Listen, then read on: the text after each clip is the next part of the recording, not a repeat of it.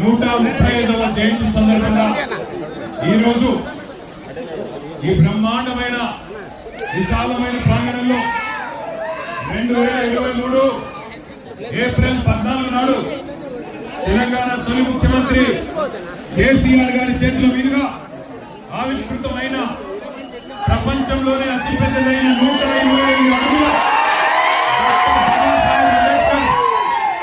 విగ్రహ ప్రాంగణంలో ఈరోజు ఒక జాతర వాతావరణంలో ఒక పండుగ వాతావరణంలో కలిగి వచ్చిన మా అన్నదమ్ములకు అక్క చెల్లెలందరికీ బాబాసాహెబ్ అంబేద్కర్ గారి జయంతి శుభాకాంక్షలు తెలియజేసుకుంటూ ఆ మహానుభావుడు బోధించు సమీకరించు పోరాడు అనే నినాదం ఏదైతే ఇచ్చినాడో దాన్ని ఆలంబనగా చేసుకునే మనం తెలంగాణ రాష్ట్రాన్ని సాధించుకున్నాం.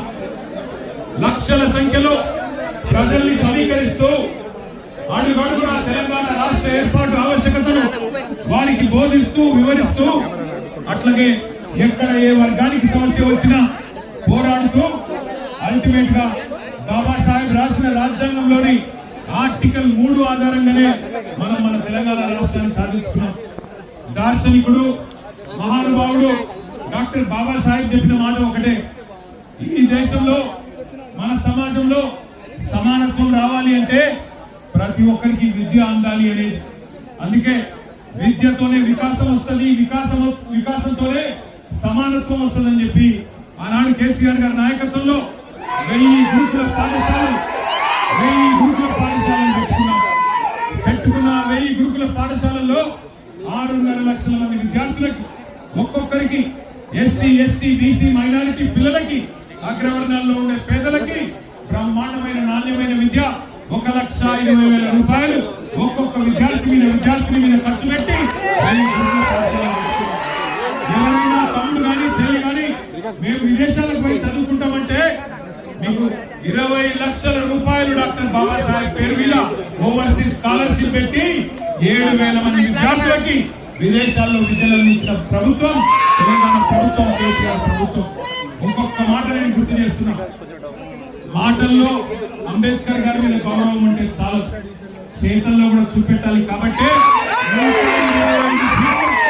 ప్రపంచంలోనే అతి పెద్దదైన ఈ విగ్రహాన్ని ఏర్పాటు చేసి ఆనాడు అంబేద్కర్ గారి మనవడు ప్రకాష్ అంబేద్కర్ గారిని పిలిచి దేశంలోని రాష్ట్రంలోని అంబేద్కరైట్స్ అందరినీ ఆహ్వానించి బహుజనవాదులందరినీ ఆహ్వానించి పెద్దలు కేసీఆర్ గారు ఆనాడు ఇక్కడ ఒక పండుగ వాతావరణంలో లక్షలాది మంది సమక్షంలో ఇక్కడ అంబేద్కర్ గారి విగ్రహాన్ని ఆవిష్కరించడం జరిగింది.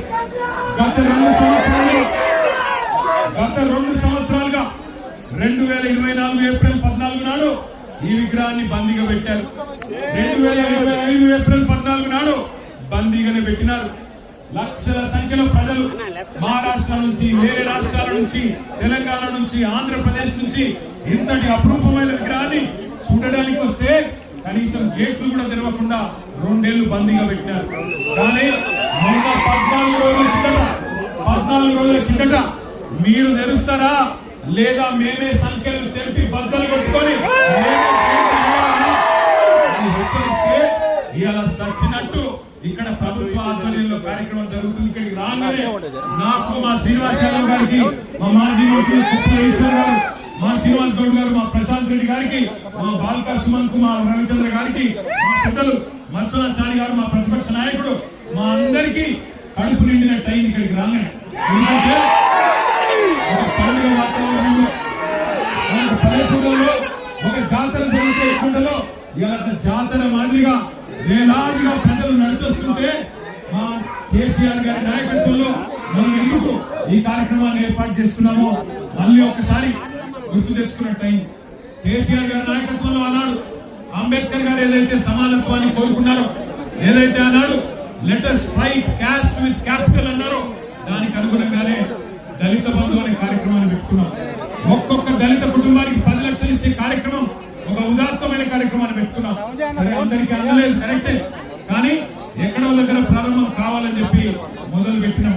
పెడితే ఆనాడు ఇప్పుడున్న పాలకులు ఆ రోజు ప్రతిపక్షంలో ఉండి ఏం చెప్పారు, అంబేద్కర్ అభయహస్తం అనే పథకం తెస్తాము, దళిత బంధు కేసీఆర్ 10 లక్షలు ఇస్తున్నాడు, మేము 12 లక్షలు ఇస్తామని చెప్పాను.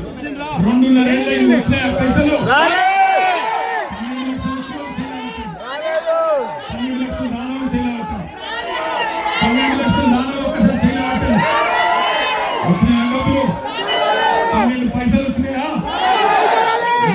ఇంకేం చెప్పిండ్రు ఆనాడు కేసీఆర్ గారు?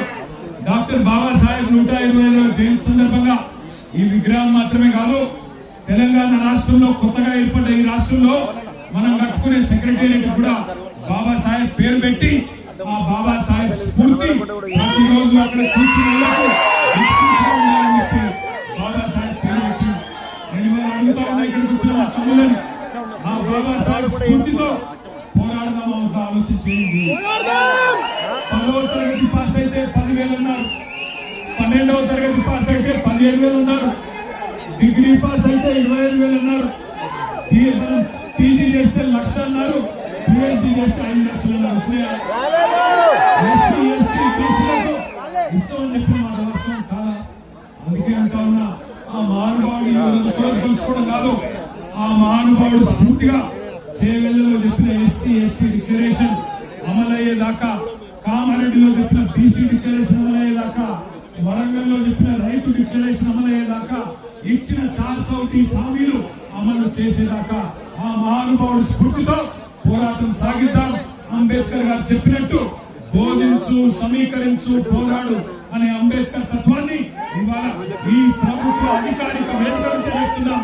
ప్రభుత్వాన్ని వదిలిపెట్టాం, 420 హామీలు అమలు చేసేదాకా పోరాడుతూనే ఉంటామని చెప్పి విజ్ఞప్తి చేస్తూ మరొకసారి మీ అందరికీ మహానుభావుడు అంబేద్కర్ గారి శుభాకాంక్షలు తెలియజేస్తున్నారు. జయంతి సందర్భంగా